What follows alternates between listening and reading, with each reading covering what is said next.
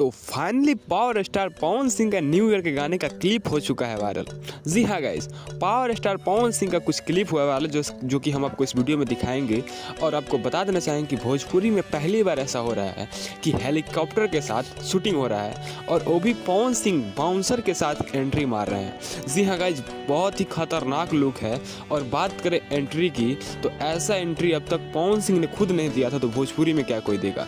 और आपको पता ही है कि पवन सिंह के अलावा भोजपुरी में और किसी का भी खतरनाक एंट्री नहीं होता है। तो जी हाँ गाइज, पवन सिंह का इस सॉन्ग में इतना खतरनाक एंट्री होने वाला है जिसे सुनने के बाद से, देखने के बाद से पवन सिंह के फैंस के बीच में हड़कंप मचने वाला है। तो जी हाँ गाइज, ये सॉन्ग नेपाल में शूट किया जा रहा है, जो कि नया साल के लिए आप सबके लिए स्पेशल शूट किया जा रहा है। तो 2022 में एक बहुत बड़ा बवाल होने वाला है, जो कि हमारे करेंगे पावर स्टार पवन भैया। तो पावर स्टार के फैंस सबसे पहले तो इस वीडियो को लाइक कीजिए और कमेंट कीजिए कि ये गाना कितना व्यू अचीव करने वाला है एक दिन में। तो जी हाँ गाइज, ये गाना बहुत बड़े लेवल पे शूट हो रहा है और बहुत बड़ा लेवल का होने वाला भी है।